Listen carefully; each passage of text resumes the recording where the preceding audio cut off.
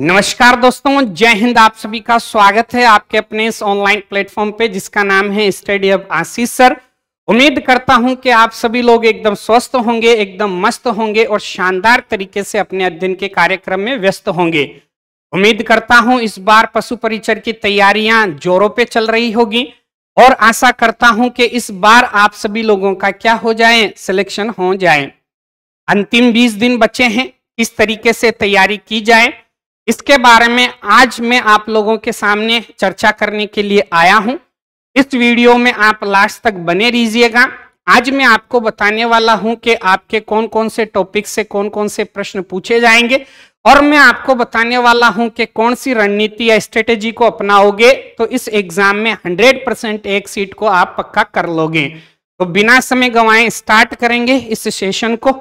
आप भी पीछे की तरफ देख पा रहे होंगे कि आज की चर्चा का जो विषय रहने वाला है वो पशु परिचर भर्ती 2024 रहने वाला है। अंतिम 20 दिनों की रणनीति के बारे में चर्चा होगी, कैसे करें अपनी एक सीट को पक्का, इस विषय को ज्यादा पढ़ें इस 20 दिनों में। ये पढ़ लिया तो आपका सिलेक्शन पक्का होगा और अब की बार पशु परिचर पार। इसी मनोकामना के साथ में इस वीडियो को मैं स्टार्ट करता हूं। तो सबसे पहले आप लोगों को ये पता होना चाहिए कि कितने प्रश्न पूछे जाएंगे, कितने अंकों के लिए पूछे जाएंगे, गलत यदि आप करते हैं तो कितनी नेगेटिव मार्किंग है, कौन कौन से सब्जेक्ट इसमें आएंगे, कौन कौन से टॉपिक्स में जो हैं इसमें पूछे जाने वाले हैं और कौन से टॉपिक्स को आपको छोड़ना है इन 20 दिनों में और कौन से टॉपिक्स को आपको ज्यादा पढ़ना है, कहां से सबसे ज्यादा एमसीक्यूज पूछे जा रहे हैं एग्जाम के अंदर। तो बिना समय गंवाए स्टार्ट करते हैं। सबसे पहले देखिए परीक्षा की स्कीम के पैटर्न क्या रहता है। तो आप सभी को अच्छे से पता है कि 7 प्रश्नों की संख्या होती है वो कितनी रहेगी, 150 रहेगी। कुल अंक कितने रहने वाले हैं, 150 रहने वाले हैं और परीक्षा की अवधि कितनी होगी तो 3 घंटे की होगी। ये आप सभी को पता होना चाहिए, नहीं है तो अब पता लग जाना चाहिए। आप सभी को अच्छे से पता है कि जितने भी क्वेश्चंस आएंगे वो सभी एमसीक्यू प्रकार के होंगे, संख्या 150 होगी। अधिकतम पूर्णांक कितने होंगे, 150 होंगे। आप सभी को अच्छे से पता है कि यदि आप प्रश्न सही करते हो तो आपको उसके लिए 1 अंक मिलेगा और यदि आप प्रश्न को गलत करते हो, गलत उत्तर देते हो तो आपका उसका 1/4 भाग जो है वो माइनस कर दिया जाएगा, घटा दिया जाएगा। प्रश्न पत्र में न्यूनतम 40% अंक लाना अनिवार्य है और परीक्षा का मानक स्तर कैसे रहने वाला है, सेकेंडरी स्तर का रहने वाला है।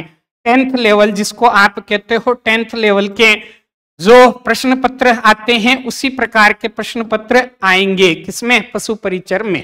ठीक है, प्रश्न उसी प्रकार के पूछेंगे 10th लेवल के। ऐसा कौन कह रहा है, ये परीक्षा की स्कीम कह रही है। आप 10th नहीं, आप तो 12th ही मान के चलना। पेपर ज्यादा हार्ड भी आ जाए तो आप आराम से उसको कर दो। इसी तरीके से आपको क्या रखनी है, तैयारी रखनी है।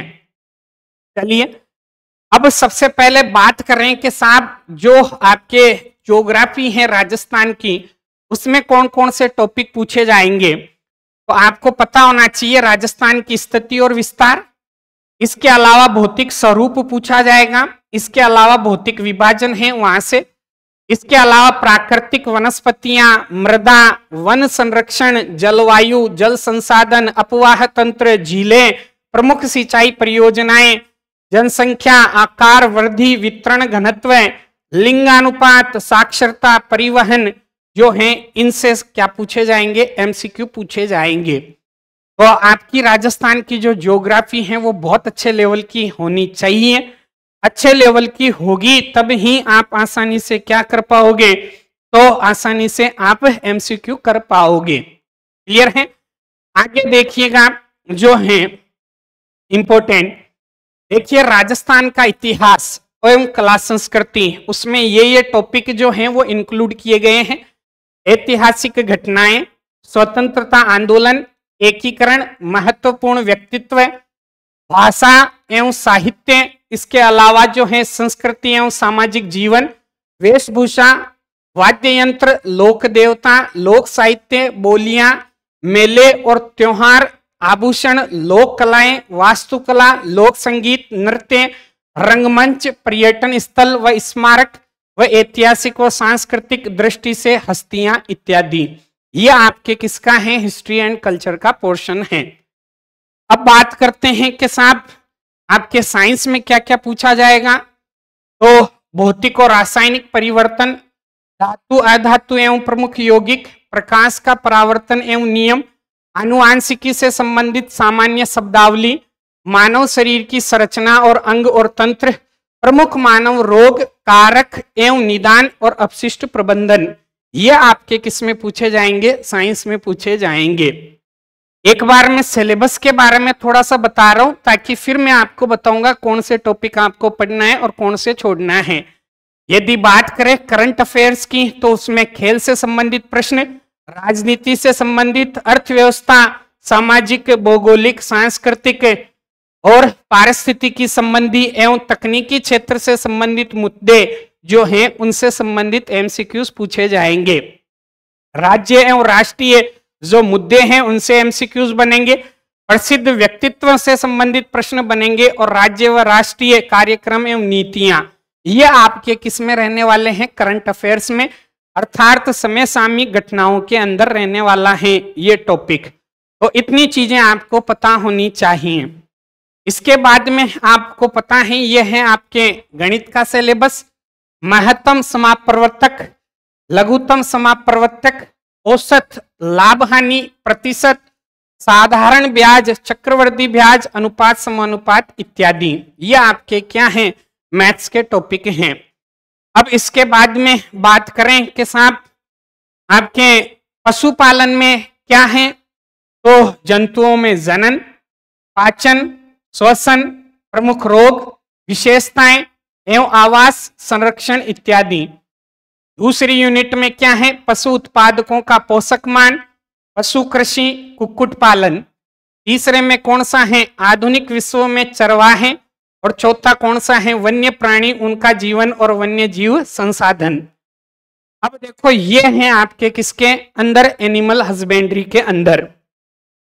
अब बात करेंगे कि साहब किस सब्जेक्ट में क्या रणनीति अपनानी चाहिए कि अपन ज्यादा से ज्यादा प्रश्नों को ठीक ढंग से कर पाए।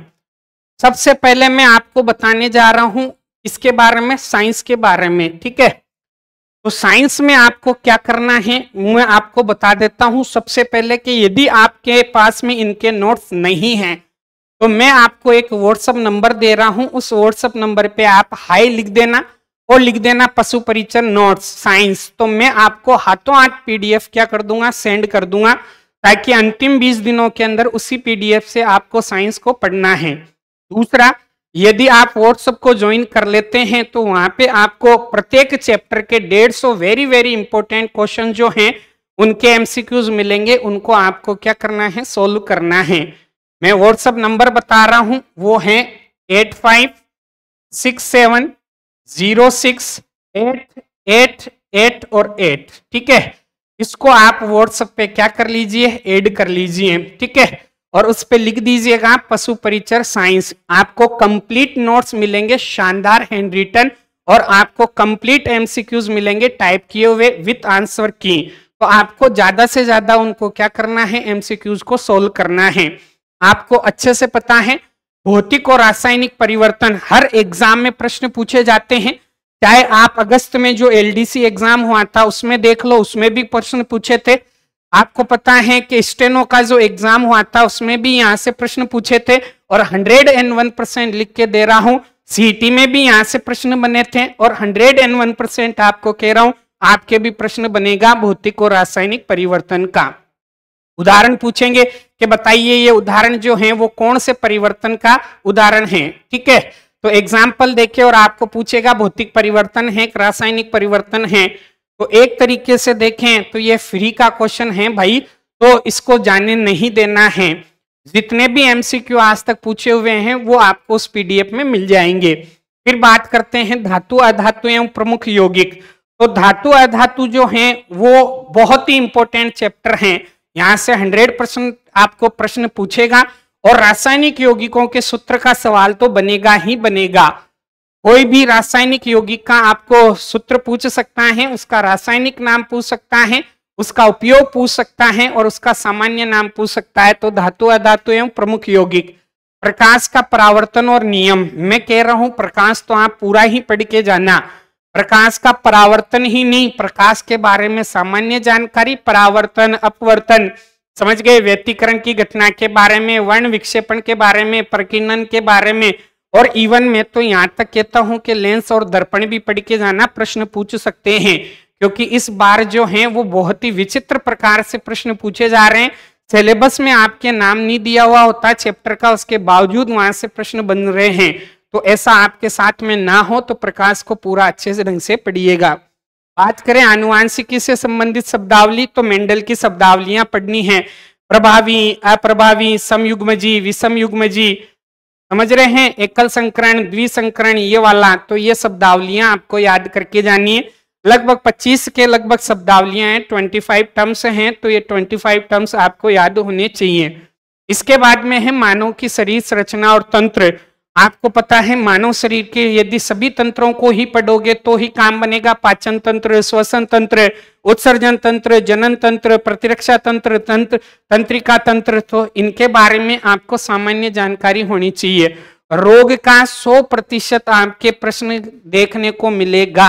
रोग जो चैप्टर है मानव रोग कारण और निवारण, 100% आपको क्या मिलेगा, इसका प्रश्न देखने के लिए मिलेगा। तो साइंस के अंदर जो मैंने आपको बताया है वही स्ट्रेटेजी अपनानी है। एक चैप्टर को आप 2 दिन का समय दे दीजिए, मतलब 2 घंटे का समय दे दीजिए कि रोज 1-1 घंटे पढ़ना है एक चैप्टर को, ठीक है। और तीसरे दिन क्या करना है, उसके जो एमसीक्यूज हैं उन एमसीक्यूज को ज्यादा से ज्यादा निकालना है।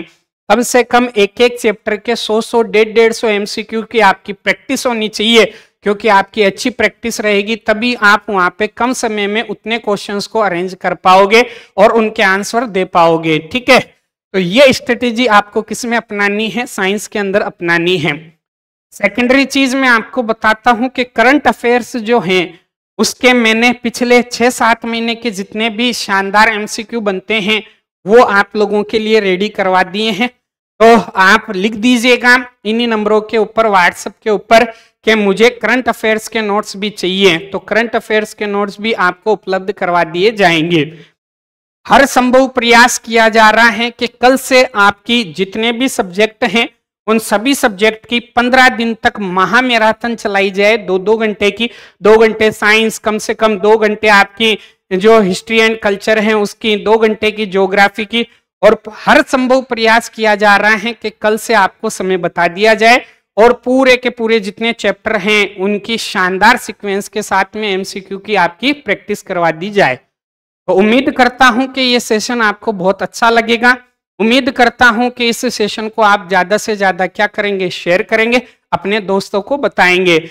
मैं कल शाम 7 बजे मैं आप लोगों के लिए लेके आऊंगा साइंस का सबसे शानदार महामैराथन सेशन, और उसमें जो अपना टॉपिक रहेगा वो रहेगा प्रकाश, लाइट से संबंधित 150 से 200 क्वेश्चन जो हैं एमसीक्यू आज तक जितने भी एग्जाम में, चाहे वो राजस्थान के एग्जाम के हो, चाहे रेलवे के हो, चाहे एसएससी के हो, कहीं से भी कोई भी प्रश्न पूछा गया है कल की क्लास में आपको देखने के लिए मिलेगा। तो उस क्लास को आप ज्वाइन कीजिएगा और उम्मीद करता हूं कि आप सभी लोग जो हैं वो ज्यादा से ज्यादा स्नेह और प्यार यूं ही बनाए रखेंगे। तो इस वीडियो को आप ज्यादा से ज्यादा शेयर कीजिएगा। मिलते हैं कल एक नई जानकारी के साथ में, तब तक के लिए जय हिंद, धन्यवाद दोस्तों।